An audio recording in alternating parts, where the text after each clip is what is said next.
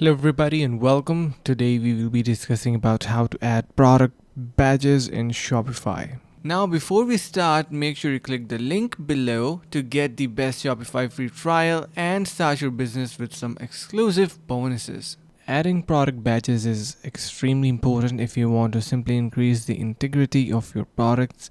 So I'm going to be showing you how you can add it. First, you need to head over to your online store from basically your app store.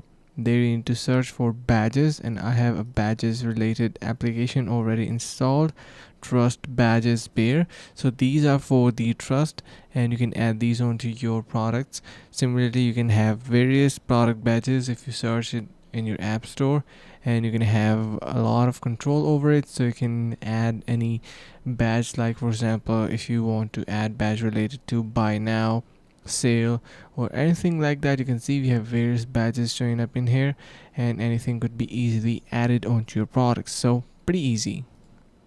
And hope this video was helpful. Finally, make sure to click the link in the description below to take advantage of our exclusive Shopify free trial to start your business right away.